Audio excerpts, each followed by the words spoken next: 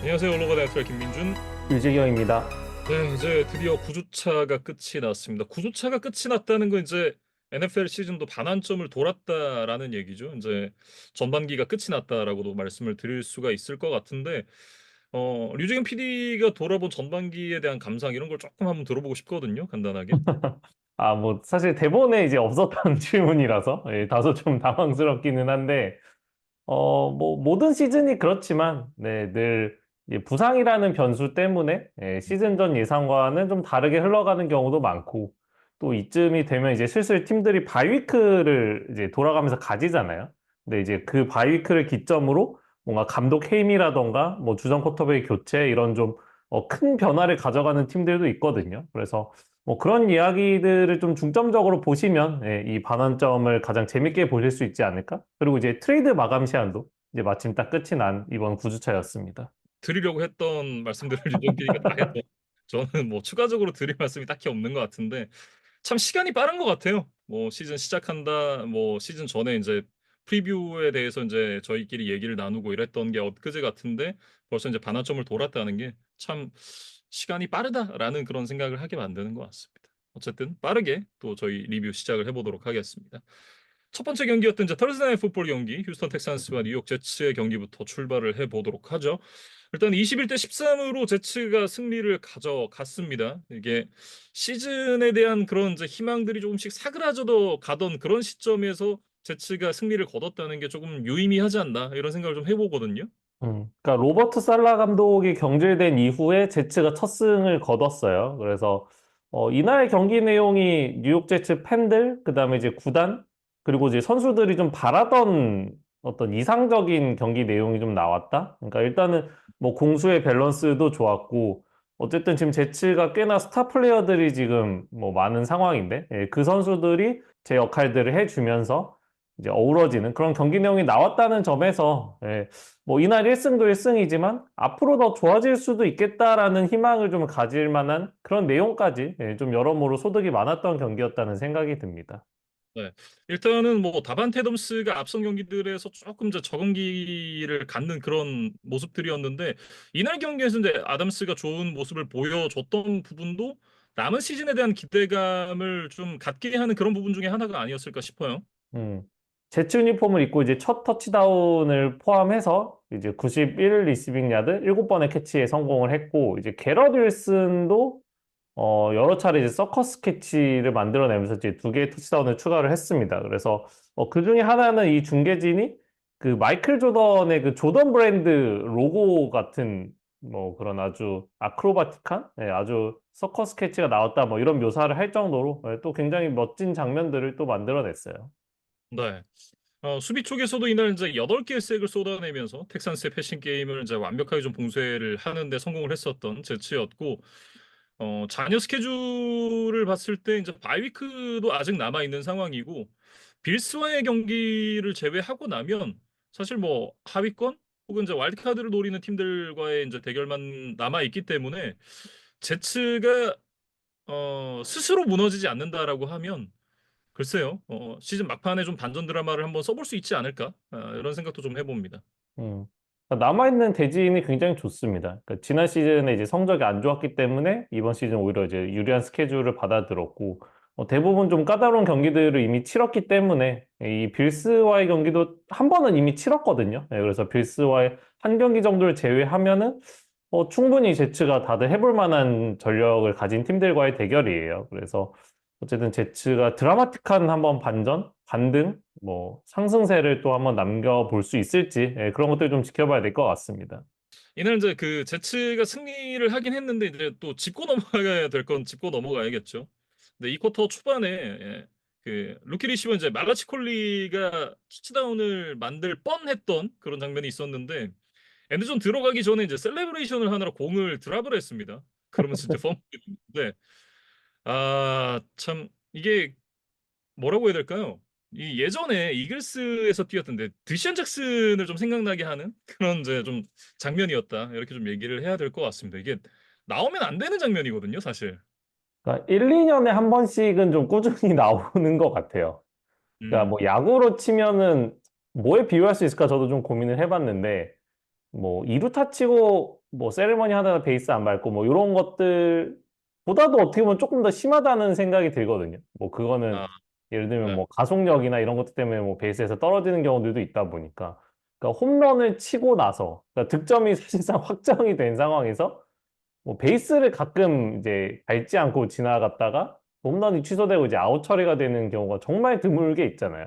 그러니까 그것과 좀 보이는 비유를 해야 되지 않을까 싶을 정도로 좀 나와서는 안 되는 장면이죠. 그래서 이해는 됩니다. 말라치 콜리의 이제 기록을 보니까 이날 경기 전까지 그러니까 공격 시도, 그러니까 볼을 터치한 횟수 자체가 한 번밖에 없었어요. 그러니까 뭐 아직 뭐 커리어가 창창하고 뭐 풋볼을 할 나이들이 훨씬 많이 남기는 했지만 선수 본인은 일단은 빠르게 좀 자신을 좀 증명하고 싶은 분명히 욕구가 있었을 텐데 이제 그동안에 그런 것들이 잘 되지 않았었단 말이죠. 근데 드디어 이 시즌 중반에 와서야 첫 터치다운이라는 엄청난 뭐 선물을 이제 스스로 좀 받아들일 수 있는 기회를 맞으니까 좀 흥분을 하지 않았을까 싶어요. 그래서 엔드존을 완벽하게 통과하기 전에 좀 손동작이 크게 나왔고 그 과정에서 이제 볼이 떨어지고 말았거든요. 그래서 뭐 다음부터는 네, 이날의 교훈을 삼아서 좀 조심하고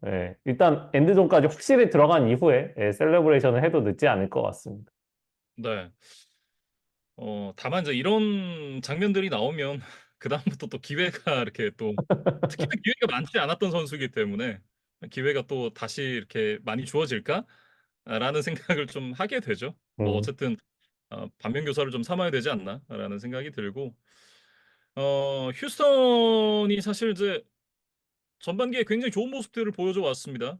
그건 이제 두 명의 리시버가 있을 때고 지금 이제 그 니코 콜린스와 스테폰 딕스가 모두 이제 아웃이 된 상황에서 CJ 스트라우드가 굉장히 좀 외로운 그런 경기를 치렀거든요.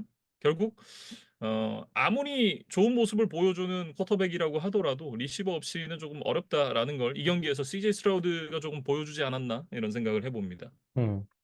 그러니까 서로 이제 공생 관계인데 이제 한쪽의 밸런스가 이제 무너지다 보니까 물론 뭐 저희가 쿼터백의 비중이 더 크다고 말씀은 드립니다만 스트라우드도 좀 고전을 할 수밖에 없었고 또 이날 이제 짧은 휴식 후에 이제 경기를 치르다 보니까 이런 요소들이 텍산스에게 조금 더 크게 다가오지 않았나 이런 생각을 해봅니다. 그래서 일단 이제 조 믹슨이라던가 이제 탱크델 이런 선수들은 그래도 제 역할은 잘 해줬던 것 같아요.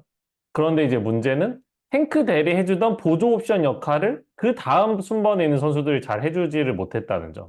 그런 것들이 결국에는 좀 이날 패배의 원인이 아니었나? 이런 생각이 좀 들고 또 이제 경기 중에 그 주전 가드 캐년 그린이도 부상으로 빠지는 그런 악재까지 겹치면서 스트라우드가 이제 앞서 언급해 주셨던 대로 많은 색을 좀 얻어 맞았거든요. 그러면서 패스 성공률도 뭐 거의 30%대, 뭐 194야드 턴오버 하나만을 기록하는 그런 좀 초라한 게임이 되고 말았습니다. 그래서 음, 일단 좀 부상자들의 복귀가 좀 시급한 상황에서 일단 10주 차의 그 라이언스와의 대결에서 그래도 니코 콜린스가 좀 복귀를 타진하고 있다 그래요. 그래서 그 부분은 좀 휴스턴에게는 다행인 소식이 아닌가 싶습니다.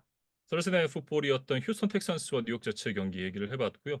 다음은 이제 댈러스 카우보이스와 애틀랜타 펠컨스입니다. 27대 21로 애틀랜타가 승리를 가져갔는데 댈러스 카우보이스가 이미 이제 부상자들이 굉장히 많죠. 그 가운데 지금 주전 쿼터백 덱 프레스캇까지 햄스트링 부상을 당하면서 이제 이탈을 하게 됐습니다. 굉장히 좀 큰 위기입니다.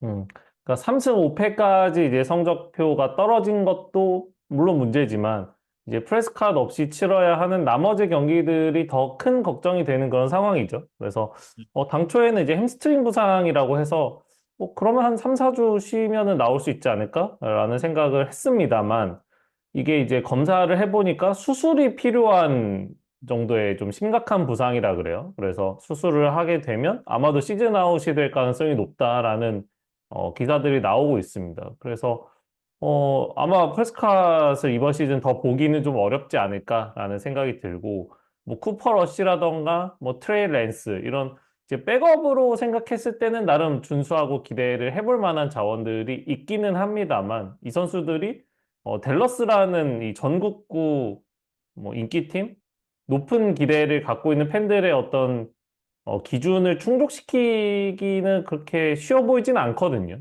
예, 그래서 카우보이스가 정말 큰 위기를 좀 맞았습니다. 네. 일단은 그 프레스카스의 이제 부상 정도에 대해서 조금 더 디테일하게 말씀을 드리면 햄스트링에 붙어 있는 이제 그 건이 지금 찢어졌다 그래요. 일부가 이제 찢어져서 이게 뭐 저도 이제 의사가 아니니까 이제 디테일하게는 잘 모릅니다만 보통 이제 건이 뼈에 붙어 있잖아요. 근데 그 건이 지금 부분적으로 찢어져서 뼈에서 떨어져 있다 그래요. 네, 음, 그래서 이제 지금 이제 수술이 좀 필요한 상황이다. 이렇게 좀 진단이 나왔고 그 경기 중에 이제 그 느꼈던 느낌에 대해서 덱 프레스캇이 얘기를 하기를 이게 뭔가 그 잡아당기는 것 같은 그런 음, 느낌이었다라고 얘기를 하면서 자신이 이때까지는 좀 겪어본 적이 없었던 류의 부상 같았다 뭐 이런 얘기를 했었는데 뭐 말씀해주신 것처럼 이제 뭐 언제 복귀를 할 수 있을지는 잘 모르겠습니다만 생각보다는 이게 좀 길어질 가능성이 높다라고 좀 보여지고 이제 대체할 쿼터백 이제 앞서 류재경 PD가 지금 트레이 랜스와 쿠퍼 러쉬에 대해서 이제 얘기를 했었는데 일단은 이제 쿠퍼 러쉬가 선발로 나설 예정이라고 해요. 음, 이 선수가 이제 2022 시즌에 덱 프레스캇 선수가 엄지 부상을 입었을 때 그때 이제 4승 1패를 기록을 하면서 나름 또 이제 준수하게 백업 역할을 해줬던 선수이긴 합니다만 그때 댈러스 카우보이스가 아니거든요. 근데 그때 댈러스 카우보이스와 지금 댈러스 카우보이스는 선수단의 뎁스라든지 퀄리티라든지 이런 측면에서 굉장히 좀 차이가 많이 나는 팀이고 4승 1패 중에 그 1패가 다음 주 상대인 이글스입니다. 이 부분도 사실 좀 간과하기가 어렵죠. 어, 그렇게 따지면 이제 말씀해 주셨던 대로 이제 이 코퍼러시가 백업으로서는 준수한 선수긴 합니다만 댈러스의 주전 쿼터백이 될 어떤 그런 모습을 갖췄느냐? 글쎄요. 사실 이제 물음표를 좀 떠올리게 되죠. 음. 그러니까 뭐 마이카 파슨스가 이제 곧 복귀를 한다고 하고 또 음. 이날 이제 넘버원 리시버 CD램도 좀 어깨 부상이 있었던 것으로 보였지만 뭐 생각보다 그렇게 부상이 심하지는 않다 그래요. 그래서 그런 뭐 좋은 소식들이 없는 것은 아닙니다만은 이런 이제 좋은 조각들이 있어도 이거를 이제 하나로 모아줄 쿼터백이 없다면 사실 다 이제 소용이 좀 없는 거잖아요. 네, 그래서 댈러스가 이번 시즌 좀 쉽지 않을 것 같습니다. 이런 상황 속에서 지금 선수를 팔아도 모자랄 시점에 제리 존스가 지금 펜서스에서 와이드 리시버를 트레이드로 데리고 왔습니다. 2023 드래프트 2라운드 전체 39번으로 뽑혔었던 이제 와이드 리시버 조나단 밍고를 트레이드로 데리고 왔는데 이 선수가 개인 통산 24경기에서 55개의 캐치, 539야드. 아주 평범한 성적을 기록을 했거든요. 사실 평범하다라는 단어로도 조금 이제 못 미치는 조금 모자란 성적을 기록을 했는데 이 선수를 4라운드 픽을 주고 데리고 왔습니다. 이 시점에. 굳이? 라는 생각이 들죠. 왜냐면 팀에 부상자도 너무 많고 주전 쿼터백도 이탈을 했는데 우리는 여전히 할 수 있어. 라는 그런 이제 마인드로 트레이드로 선수를 영입을 한다는 게 조금 이제 이상하다라는 생각이 들고 제리 존스가 물론 이 댈러스 팬들은 다 아시겠지만 제리 존스가 매주 그 라디오에 나와서 이제 방송을 하잖아요. 라디오 방송에서 이런 얘기를 했다고 합니다. 소설에서나 나올 법한 시나리오를 우리가 써야 된다. 그러니까 나도 몇 번 해봤는데 그런 일이 일어날 수 있다. 이런 얘기를 했다 그래요. 아, 이 얘기를 듣고 나서 이제 든 생각이 진만이 형이 했던 얘기가 맞는 것 같다. 이제 좀 물러나실 때가 됐다. 이런 생각을 좀 개인적으로 좀 했습니다. 그러니까 물론 뭐 어떠한 가능성이라도 있는 거죠. 예, 뭐 NFL뿐만 아니라 이제 모든 스포츠사를 통틀어서 이제 이런 기적들은 늘 종종 있어 오는데 현실은 그렇게 쉽지는 않고 그 음, 가능성이 이제 극히 낮기 때문에 우리가 좀 성적이 안 좋은 상황에서는 무리한 투자를 하지 않고 이제 이런 것들을 조금 더 합리적이라고 이야기를 하는 거거든요. 근데 어쨌든 제리 존스 구단주가 지금 나이도 많고 올 시즌에 뭐 올인이란 단어를 써가면서 어떻게든 좀 성적을 내겠다는 의지가 강했기 때문에 뭐 그런 것들이 이제 이런 트레이드로 좀 발현이 된 것이 아닌가 싶습니다. 근데 뭐 그것과는 별개로 이제 드라마틱한 반전의 가능성이 높지는 않다라고 좀 차가운 이야기로 마무리를 해야 될 것 같아요. 네.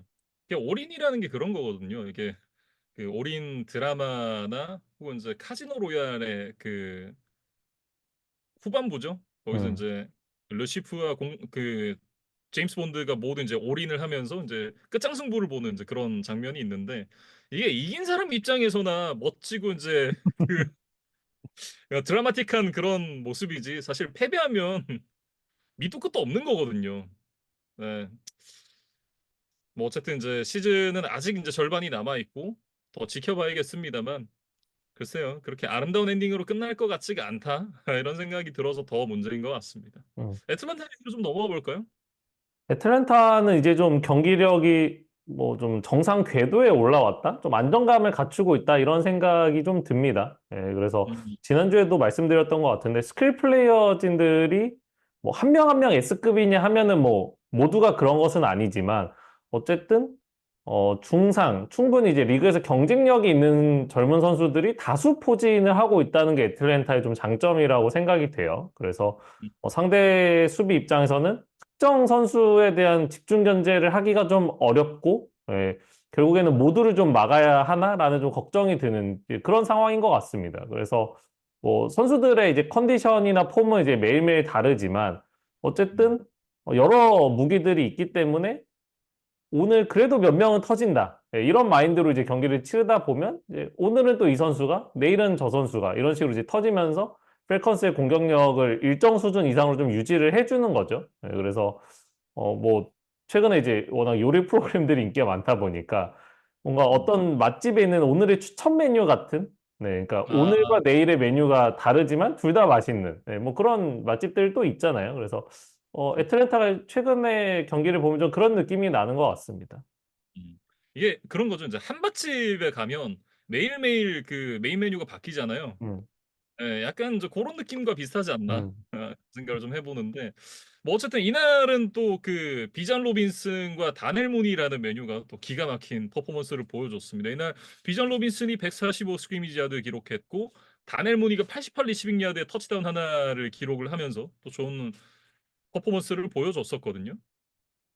그리고 이제 드레이크 런던도 아주 멋진 그 타이트 윈도우 상황에서 이제 터치다운 캐치를 하나 해내면서 좀 감칠맛을 더했다? 네, 뭐 이런 비유가 어떨까 싶어요. 그래서 애틀랜타가 지금 벌써 6승 3패까지 기록을 하고 있습니다. 근데 지금 지구 라이벌들의 성적을 보면 뭐 펜서스는 진즉 떨어져 나갔고 세인츠도 좀 뭐 데리카의 부상을 겪으면서 이제 성적이 좀 많이 내려갔죠. 그리고 이제 템파베이가 사실은 좀 애틀랜타의 경쟁자 역할을 하고 있었는데 이제 최근에 지금 뭐 흐름이 좋지 않기 때문에 애틀랜타가 지금 꽤나 많은 여유를 가지고 지금 지구 선두를 달리고 있습니다. 그래서 네. 2016년에 이제 맷 라이언과 함께 슈퍼볼에 진출했던 그 시즌 이후로 지고승이 지금 한 번도 없었던 애틀랜타였거든요. 근데 과연 한 8년 만에 다시 지구 왕좌에 좀 복귀를 할 수 있을지 그런 것들이 좀 관심이 모아지고 있습니다.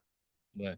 그러면서 지금 이제 얘기가 나오고 있는 것 중에 하나가 컴백 플레이 오브 더 이어의 강력한 후보 중 하나가 커 커즌스가 아니냐.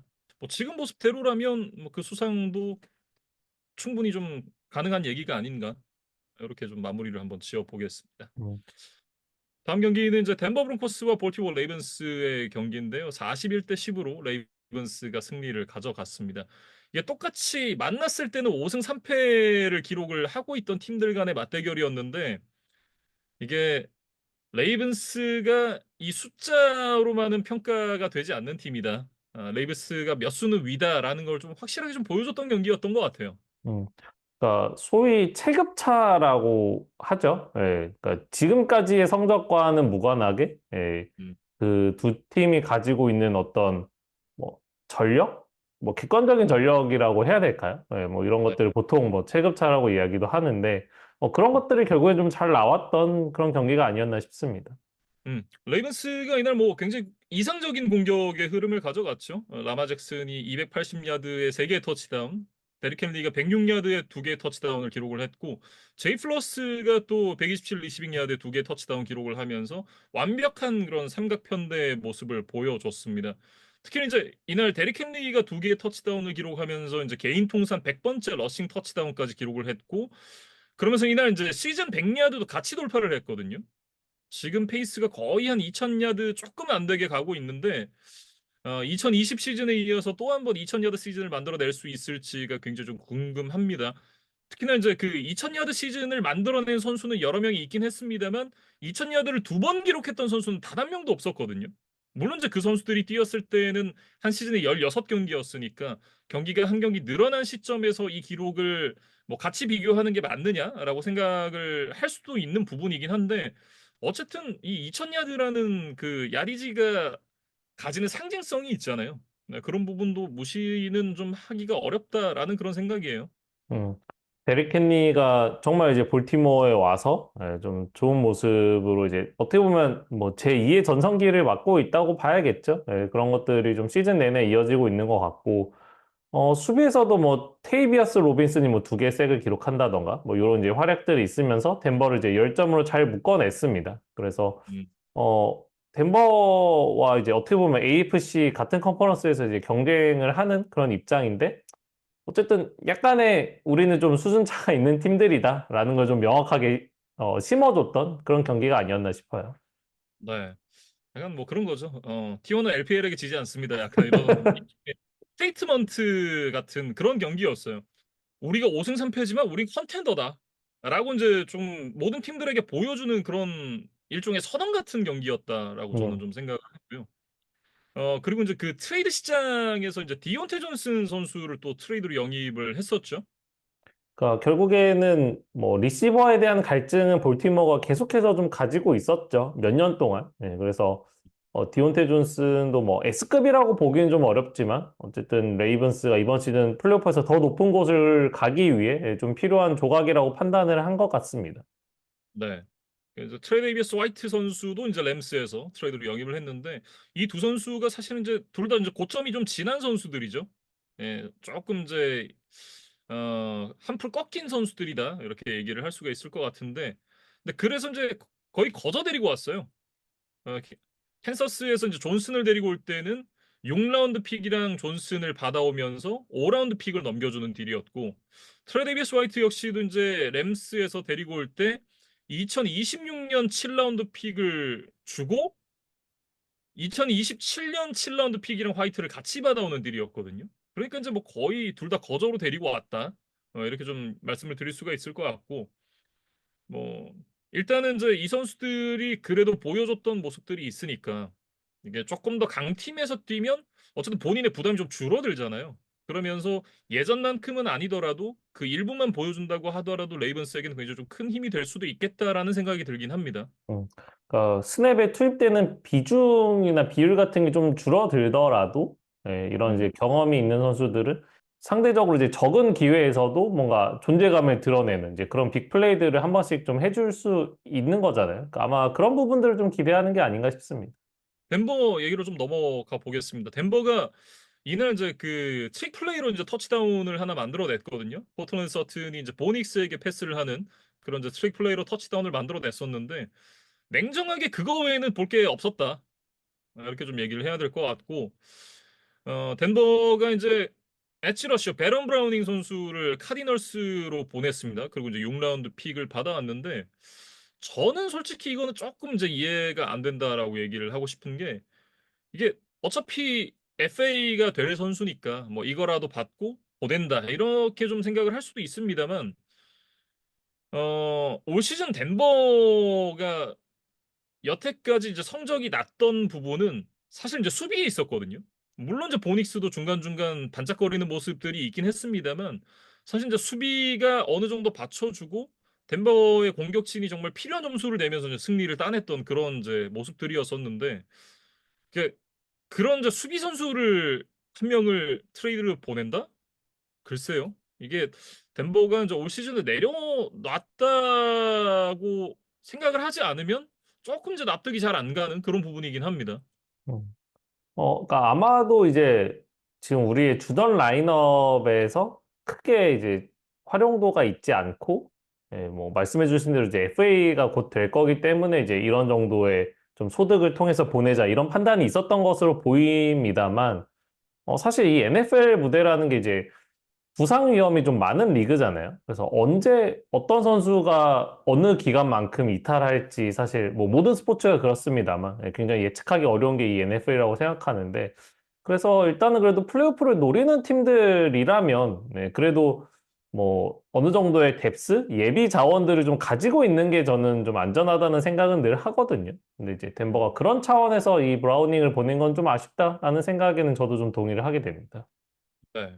일단 뭐 그 공백을 그 USFL에서 뛰다가 올해 이제 덴버에 합류를 해서 뛰고 있는 돈드레 틸먼이 조금 더 이 비중을 크게 가져가면서 메우지 않을까라는 생각이 들긴 하는데 어 어쨌든 뭐 조금 제 납득은 잘 안 가는 그런 트레이드였다.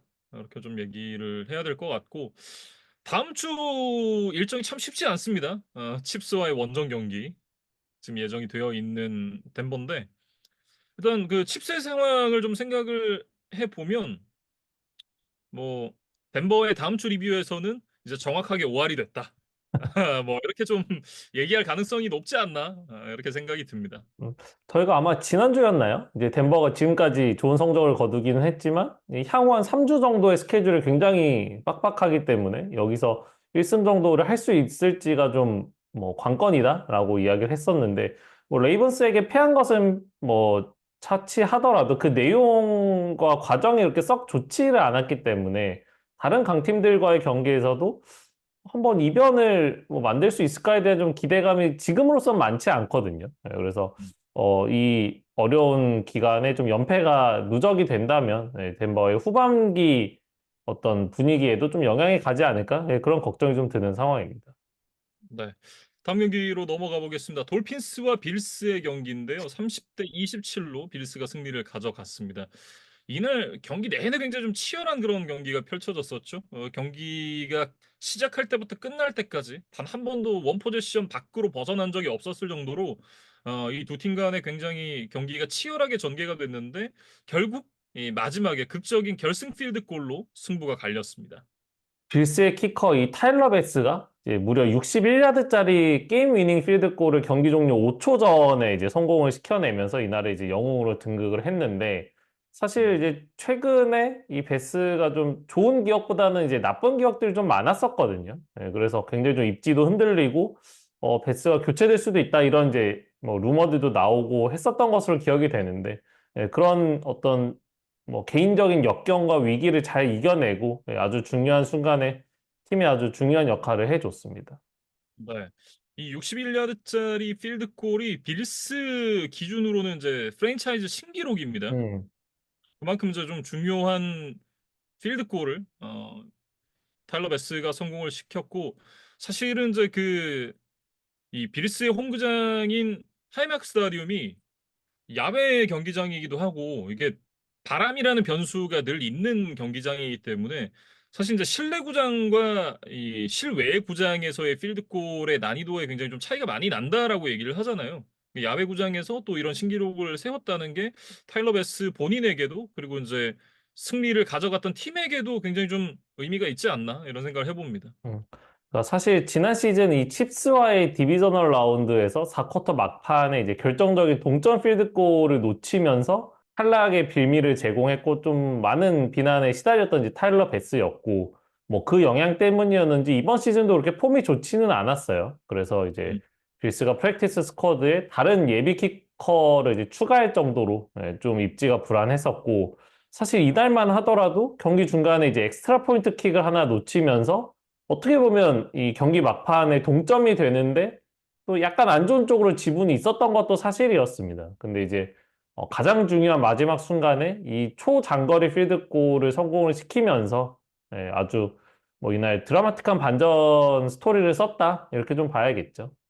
고영희 선수의 끝내기 필드골 이런 상황이 나왔을 때 저희가 몇 번 말씀을 드린 적이 있습니다만 나의 필드골로 인해서 경기 결과가 갈린다?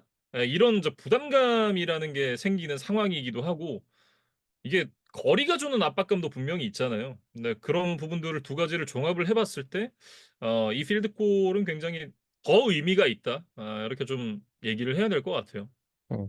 그리고 이제 빌스의 전반적인 이야기로 좀 넘어가 보면 그 이적을 했던 이 아마리 쿠퍼가 부상으로 인해 나서지를 못했거든요. 근데 이제 그럼에도 불구하고 조시 앨런이 다양한 선수들을 골고루 활용하면서 어쨌든 뭐 30점을 득점을 해냈고 연패로 잠시 주춤했던 기간도 있었습니다만 어쨌든 다시 4연승 행진을 달리면서 지구 우승을 사실상 확정 지었다고 봐도 무방할 것 같아요. 예, 지금 뭐 돌핀스, 제츠, 패트리어츠 모두 뭐 2승, 3승 정도 라인에서 좀 고전을 하고 있기 때문에 지금 7승 2패를 달리고 있는 빌스와는 좀 격차가 커 보이는 상황입니다. 근데 이제 그 빌스가 갖고 있는 가장 큰 이제 문제점이 그거죠. 5할 이하를 기록하고 있는 팀들 상대로는 이제 거의 어, 깡패의 모습을 보여주는데 이게 5할 이상 혹은 컨텐더 팀을 상대로는 항상 최근에도 그랬지만 어, 올 시즌뿐만 아니라 최근 몇 시즌 동안 계속 약한 모습들을 보여줘 왔단 말이에요. 그러니까 결국은 어, 이미 이제 지구 우승은 거의 확정돼 있는 시점에서 정말 중요한 건 지금 그 11주차의 칩스와의 경기, 13주차 나이너스와의 맞대결, 그리고 이제 15주차에 만나게 된 이제 라이언스와의 경기가 정말 좀 중요하다. 이 세 경기가 빌스의 포스트 시즌에서의 성적을 좀 보여주는 미리 보기를 할 수 있는 그런 바로미터가 아니겠느냐. 이런 생각이 좀 들어요. 그러니까 지금 이제 7승 2패인데 그거를 좀 뭐 분석을 해보면 9주차 종료 시점 기준으로 이제 5할 미만의 승률을 가진 팀들을 상대로 6전 6승, 그리고 음, 5할 이상인 팀 상대로는 1승 2패를 기록을 하고 있거든요. 그리고 이제 그 1승도 애리조나니까 사실은 뭐 컨텐더라고 보기엔 좀 무리가 있는 팀이죠. 그래서 그런 것들을 감안하면 정말 플레이오프 높은 곳에서 만날 수 있는 팀들과의 맞대결에서는 아직 자신들의 실력? 이런 것들을 좀 증명하지는 못했다고 좀 봐야 될 것 같습니다. 그래서 이제 음, 말씀해주신 시즌 후반부에 잡혀있는 이 컨텐더 팀들과의 띄엄띄엄, 이 징검다리로 있는 이 세 경기가 빌스의 어떤 플레이오프에서의 경쟁력을 좀 뭐 미리 확인할 수 있는 그런 좋은 계기가 될 것 같아요. 네. 빌스가 이제 트레이드 데드라인에서 이제 영입했던 선수는 아마리 쿠퍼 하나였죠. 근데 이제 이 트레이드 데드라인이 다가왔을 때 이제 선수들이 방출이 되는 팀들이 있잖아요. 그래서 이번에 이제 브라운스에서 방출됐었던 퀸튼 제퍼슨 그리고 댈러스에서 방출됐던 이제 조던 필립스를 단년 계약으로 또 영입을 하면서 수비에 대한 보강을 좀 가져갔습니다. 어, 지금 이제 다완 스무트 그리고 이제 그 드웨인 커터가 IR에 올라갔는데 이 선수들이 좀 빠져 있는 공백을 좀 메워줄 수 있지 않을까라는 그런 생각을 좀 해봐요. 두 선수 다 이제 NFL 무대에서 잔뼈가 굵은 아주 그런 베테랑들이고 또 재미있는 이제 공통점이 빌스에 한 번 이상 다 거쳐갔던 선수들이에요. 그래서 이 빌스 구단의 어떤 문화 이런 것들을 잘 이해하고 있는 선수들이기 때문에 시즌 중에 합류했지만 좀 빠르게 적응할 수 있지 않을까 그런 기대를 좀 해봅니다. 네. 마이애미는 사실 이제 빌스를 보면서 그런 생각이 좀 들겠죠. 어찌하여 하늘은 나를 낳게 음, 그 주유가 이제 제갈공명을 보면서 하는 그 삼국지에서 나오는 얘기인데 마이애미가 계속해서 이제 버팔로만 만나면 작아집니다. 이날도 결국은 이제 또 경기를 내주고 말았었는데 사실 이제 마이애미가 좀 핑계가 많죠. 한 3주차부터 7주차까지는 투아가 없었으니까. 그리고 이제 8주차는 복귀전이었으니까. 그리고 이번 주는 또 빌스 만났으니까. 근데 이런 그 핑계들이 계속 쌓이면 이런 성적표가 나오는 거거든요. 이게 뭐 핑계 없는 무덤 없다고. 뭐 핑계는 다 있죠. 근데 지금 마이애미의 성적 결국 2승입니다. 2승 6패를 이제 기록을 하게 됐는데 이게 뭐 이제는 그런 핑계들이 더 이상 좀 핑계거리가 될 수 없는 시점까지 좀 오지 않았나 이런 생각을 좀 하거든요. 음. 그러니까 하나하나 이야기를 들어보면 다 납득이 되죠. 네. 음, 이래서 좀 성적이 안 좋았구나. 이래서 졌구나. 뭐 다 개별적으로는 이해가 되지만 이제 말씀해 주신 대로 그것들이 다 쌓이다 보니까 지금 이제 플레이오프와 점점 멀어지고 있다라는 생각이 좀 드는 것 같고 이날도 사실 투아는 잘했어요. 뭐 턴오버도 없었고 뭐 패스 실패가 경기 내내 통틀어서 이제 세 번밖에 없었으니까 굉장히 안정감 있는 경기력을 선보였다는 점은 뭐 그래도 소득이라고 봐야겠죠. 근데 이제 뭐 지난주에도 뭐 같은 이야기를 했던 것 같은데 결국 마이애미에게 지금 필요한 거는 이제 과정보다는 결과라는 생각이 들거든요. 근데 이제 그 결과는 이제 결국 승리인데 그것이 지금 잘 나오질 않고 있고 이번 트레이드 마감 시한에 일단은 뭐 큰 움직임을 보이지는 않았습니다. 뭐 여러 가지 의미가 있을 수 있겠지만 어쨌든 뭐 적극적인 투자를 하기에는 지금의 성적표가 너무 이제 리스키해 보이고 뭔가 적극적으로 또 주전급 선수를 팔면서 뭔가 미래를 도모하기에는 지금의 로스터가 좀 아깝지 않았을까? 아, 이거 음, 투하도 왔고 이거 다 좋은데 선수들 뭐 딱히 약점 없이 지금 이길 수 있을 것 같은데 계속 한 끗 차이로 지고 있으니까. 예.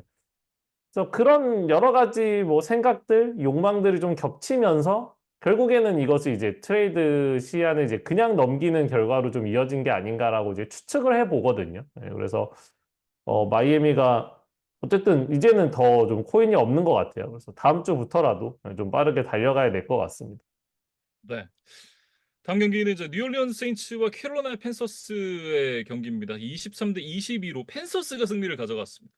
세인츠가 큰일 했습니다. 진짜 정말 고맙게도 팬서스에게 귀중한 그 이승째를 안겨주면서 패트리어츠의 이제 넘버원 픽을 향한 확률이 조금 더 높아졌다.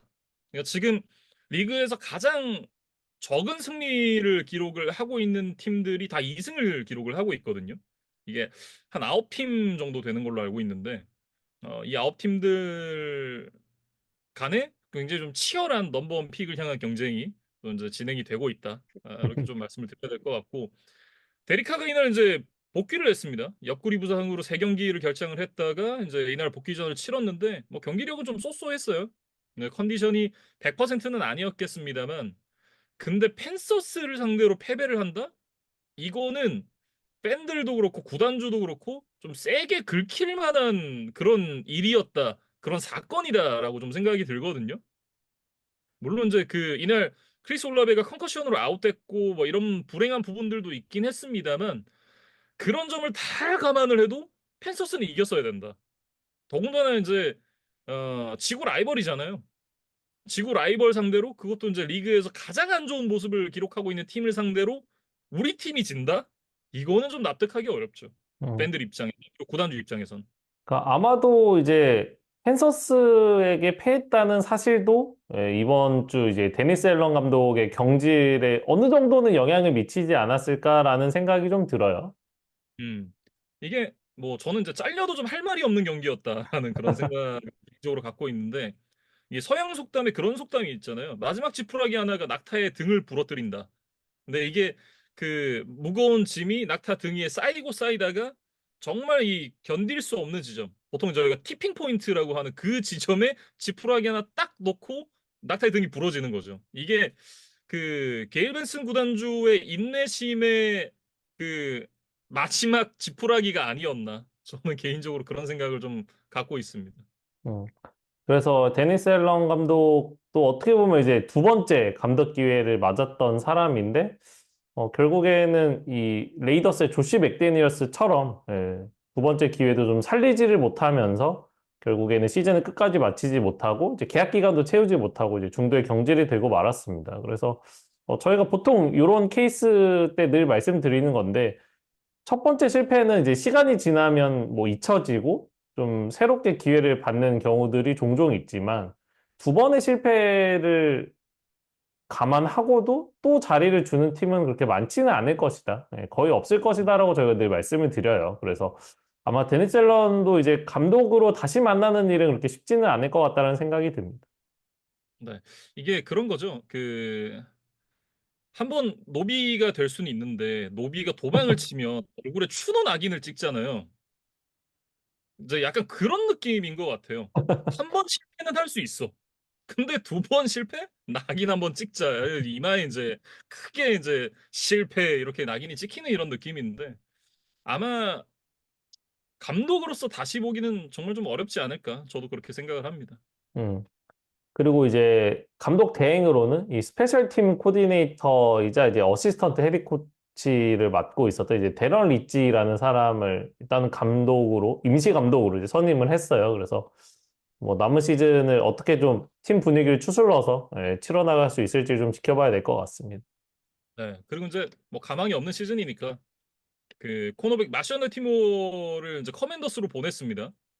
2025년 5라운드 픽이랑 같이 묶어서 커맨더스로 보내고 2025 드래프트 3라운드, 4라운드, 6라운드 픽을 갖고 왔습니다. 이게 옳게 된 트레이드죠. 네. 그러니까 뭔가 팀이 성적이 나지 않으면 이런 방향으로 좀 가야 된다라고 저는 생각을 하는데 뭐 특정 이제 팀과 특정 사람을 이제 그 저격하고자 하는 얘기는 아니고 이게 옳게 됐다. 이렇게 좀 정리를 해보겠습니다. 음. 그 마셜 레티머도 참 프랜차이즈 스타로서 이제 오랜 기간 세인츠에서 활약을 했었는데, 예, 또 이렇게 팀을 떠나게 됐다는 소식을 들으니까 또 여러 가지 생각이 좀 드는 것 같고, 캐롤라이나 이야기로 좀 넘어가 보면, 이제 앤디 달튼의 이제 예상치 못했던 교통사고 때문에 이제 한 주 더 쉬어갔어요. 이제 그러면서 브라이스 영이 2주 연속 선발 기회를 받았는데, 어쨌든 뭐 브라이스 영 개인 입장으로는 이제 시즌 첫 승에 성공을 하는 또 그런 의미가 있었던 경기였습니다. 뭐 일단 저 추바 오바드 얘기를 좀 해야겠죠. 이날 저 72야드에 두 개의 터치다운 기록을 하면서 팀의 승리에 큰 기여를 하기도 했고, 이건 끝나고 나서 이제 그 펜서스가 추바 호바드랑 연장 계약을 체결을 했습니다. 4년 3,320만 달러, 그리고 이제 옵션이 400만 달러가 붙어 있는 그런 계약인데, 1,500만 달러가 보장이 되는 계약이니까, 뭐, 이게 양쪽 다 모두 좀 만족할 수 있을 만한 그런 계약이 아니겠느냐? 그런 생각을 좀 해봐요. 왜냐면 이제 추바 허버드가 이제 올 시즌에 665야드를 기록을 하고 있는데 이게 러싱 야드 5위 기록입니다. 근데 러싱 시도가 11위예요. 그만큼 효율적인 공격을 보여주고 있다라는 얘기고 지금 어, 러싱 시도당 평균 5야드를 뛰고 있거든요. 근데 이 선수가 속해 있는 팀이 펜서스임을 감안을 하면 다른 팀에서는 훨씬 더 좋은 모습을 보여줄 수 있는 선수다. 라는 게 이제 좀 추론이 가능하죠. 어, 더군다나 이 선수가 올 시즌 끝나고 FA가 되는 상황인데 팀 입장에서는 이 선수가 시장에 나간다? 조금이라도 우승하고 싶은 생각이 있으면 절대 안 남겠죠. 근데 그렇기 때문에 이 선수를 잡을 수밖에 없는 상황이고 허바드 역시 이제 그 최근에 러닝백들의 몸값이 정말 소위 말하는 이제 똥값이 된 시대가 됐기 때문에 시장 나가서 모험을 하는 것보다 내가 원래 소속팀에서 그래도 어느 정도 챙겨주네? 그러면 소속팀에 남고 이거 내가 받는 게 나을 수도 있겠다라는 생각을 또 충분히 할 법하죠. 그러니까 양쪽 모두 다 어느 정도는 좀 만족할 수 있을 만한 그런 계약이었다라는 생각을 개인적으로 좀 하고 그렇다고 하더라도 시장 한번 나가봤으면 낫지 않았을까라는 생각도 개인적으로 좀 들긴 합니다. 음. 그러니까 이 NFL 무대라는 게 이제 부상 때문에 뭐 커리어가 확 꺾이기도 하고, 예, 워낙 변수가 많고, 또 러닝백은 어떻게 보면 더 그 리스크가 큰 포지션이기 때문에 이제 허바드 입장에서는 일단은 조금 더 안정적인 선택을 한 것이 아닌가 이런 생각이 들고 어쨌든 사실 데뷔 초만 해도 뭐 주전 러닝백까지는 좀 애매한데 뭐 로테이션으로는 괜찮은데 뭐 이런 정도의 이제 평가를 받았던 선수였던 것으로 기억이 되는데 그래도 이번 시즌 좀 자신의 기량을 만개해서 이런 이제 연장 계약을 따냈다는 거에 대해서는 일단 좀 축하를 보내고 싶습니다. 다음 경기로 넘어가 보죠. 라스베이거스 레이더스와 신시내티 벵갈스의 경기입니다. 41대 24 벵갈스가 승리를 가져갔고 벵갈스가 이제 5경기 만에 홈에서 시즌 첫 승을 신고를 했습니다. 그러면서 이제 조금 뒤늦게 발동이 걸리는 그런 모습인데 사실은 굉장히 좀 필요했던 승리였죠. 지난주에 저희가 이제 신시내티가 레이더스와의 경기 이후의 일정들이 좀 빡빡하기 때문에 레이더스와의 경기를 만약에 내주게 되면 올 시즌 거의 끝났다라고 봐야 된다. 뭐 이런 얘기를 했던 기억이 나는데 일단은 벵갈스 입장에서 굉장히 귀중했던 승리를 가져갔습니다. 조버로가 이제 커리어 하이인 5개의 터치다운 패스를 이제 던지면서 레이더스 수비를 아주 잘 공략을 해냈고 그 과정에서 이제 타이트엔드 마이크 게시키가 100 리시빙 야드에 2개의 터치다운 그다음에 이제 러닝백 체이스 브라운도 커리어 첫 100 플러스 러싱 야드 게임을 만들어내면서 좀 팬들에게 눈도장을 찍었던 그런 경기였거든요. 그래서 네. 이 체이스 브라운에 대해서 좀 조명을 한번 해보고 싶은 그런 이제 한 주간이었어요. 네.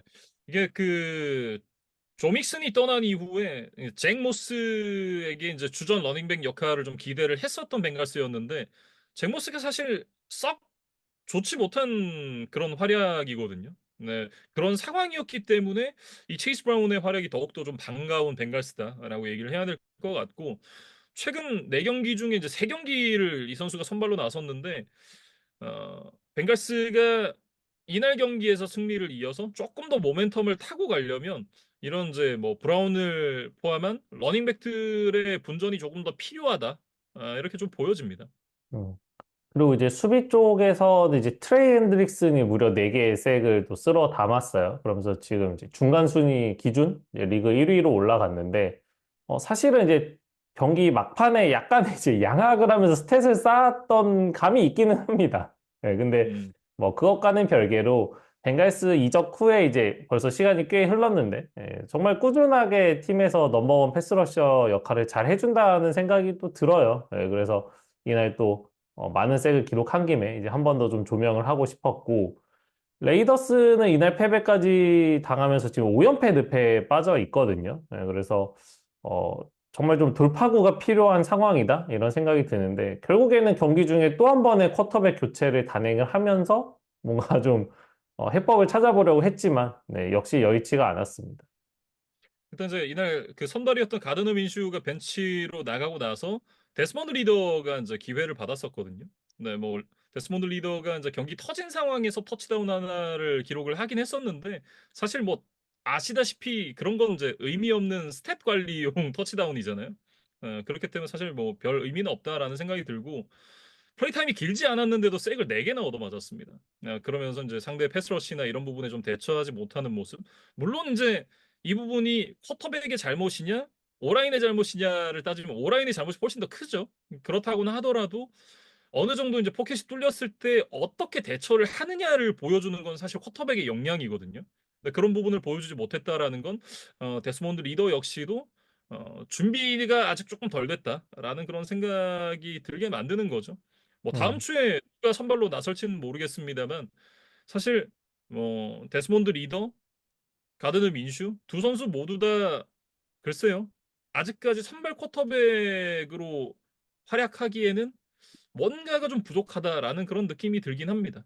오늘 방송을 이제 시작하는 단계에서 김민준 아나운서가 뭐 어떤 뭐 시즌 전반기를 뭐 분석할 만한 포인트가 있느냐라는 질문을 주셨을 때, 저희가 뭐 부상이라든가 여러 변수 때문에 좀 예상과 다르게 흘러가는 뭐 팀들이 많다. 그래서 그런 것들이 재밌다라고 말씀을 드렸습니다만, 어, 예상대로 가는 팀 중에 하나가 이 레이더스가 아닐까라는 생각은 좀 들거든요.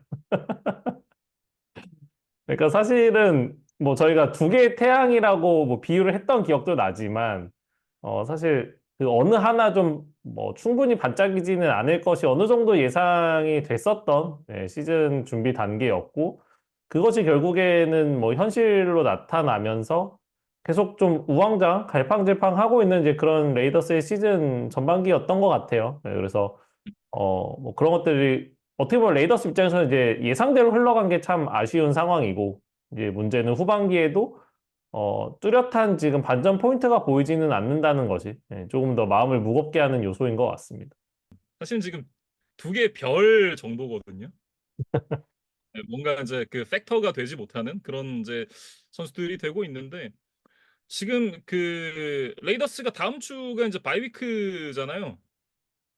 근데 바이위크를 앞두고 지금 이제 오펜시브 코디네이터, 오라인 코치, 쿼터백 코치를 모두 경질을 했습니다. 그러면서 이제 조금 변화를 줄 예정인데 과연 그게 문제였을까? 라는 질문을 저는 이제 레이더스에게 좀 던지고 싶어요.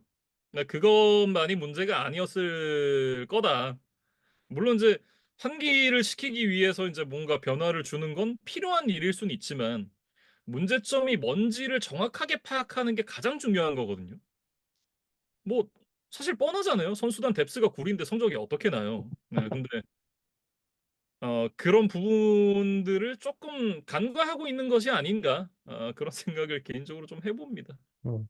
그러니까 저는 글쎄요, 뭐 레이더스 조직에 당연히 뭐 일을 해본 적도 없고 뭐 잘은 모르지만, 어떻게든 무언가 변화라는 거는 필요했던 상황이 아니었을까. 누군가는 책임을 져야 했고, 어쨌든 대외적으로나 대내적으로나 우리 구단이 지금 문제를 인식하고, 그게 이제 방향이 좀 잘못됐을지라도 어쨌든 변화를 하겠다는 좀 강력한 의지를 보이는 것이 좀 정치적으로도 필요한 상황이 아니었을까라고 추측을 좀 해봐요. 이게 사회생활을 좀 하는 기간이 늘어나다 보니까 이제 그런 생각들이 이제 자꾸 들고 좀 괜한 추측만 하게 되는데, 뭐 그 희생양으로 결국에는 이제 오펜스 쪽의 코치들이 좀 책임을 지게 된 게 아닌가? 뭐 이런 생각이 들고 지금 이제 기사를 다시 찾아보니까 이제 노브 터너가 뭐 공격 쪽에 이제 어드바이저로 또 합류를 했다? 그러니까 레이더스 쪽에 복귀를 했다 이런 뉴스도 나오더라고요. 그래서 어쨌든 바이크라는 거는 이제 정비를 할 시간이 주어졌다라는 뜻이니까 예. 그런 점에 대해서 레이더스가 좀 그 시간들 잘 활용하면서 좀 달라진 모습을 기대를 해봐야 될 것 같습니다. 다음은 이제 LA 차저스와 클리블랜드 브라운스의 경기입니다. 27대 10으로 차저스가 승리를 가져갔는데 이게 뭐 스코어보다도 워낙에 이제 그 내용이 일방적인 경기였어서 경기 내용에 대해서는 별로 이제 드릴 말씀이 좀 없다.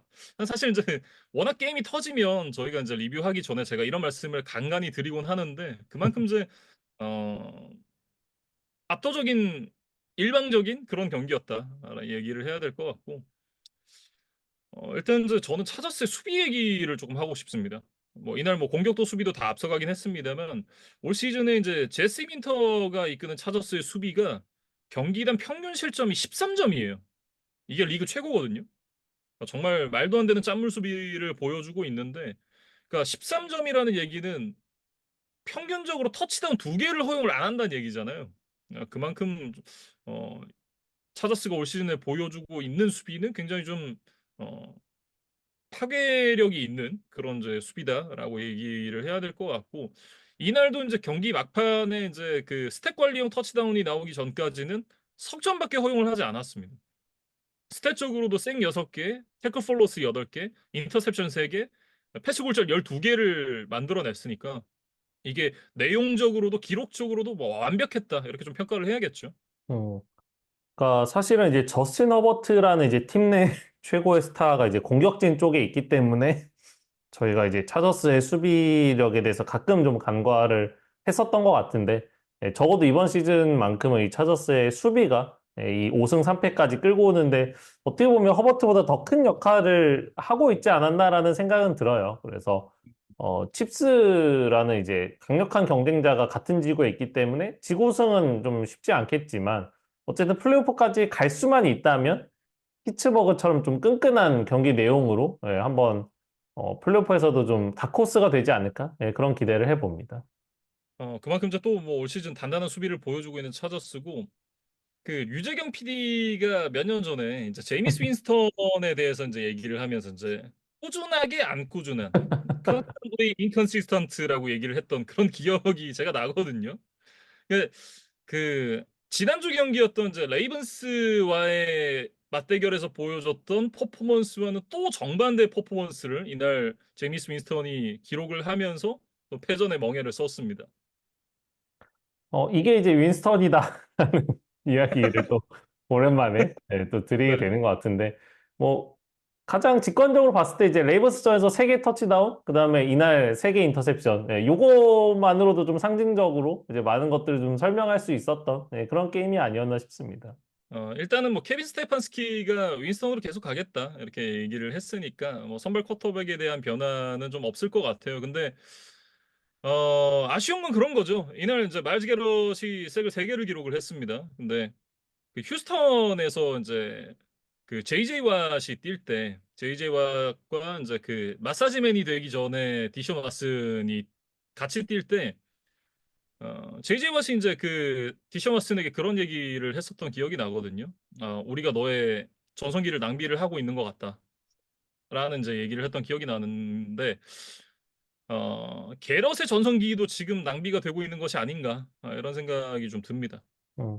그리고 이 트레이드 마감 시한에 이제 자데리어스 스미스를 이제 트레이드로 떠나 보내면서 어떻게 보면 선수단을 좀 정리하고 드래프트 픽을 확보하는 이제 이런 이제 움직임이 있었는데 이것과 관련해서는 이제 디트로이트 그 리뷰 때 예, 조금 더 자세히 살펴보면 좋을 것 같습니다.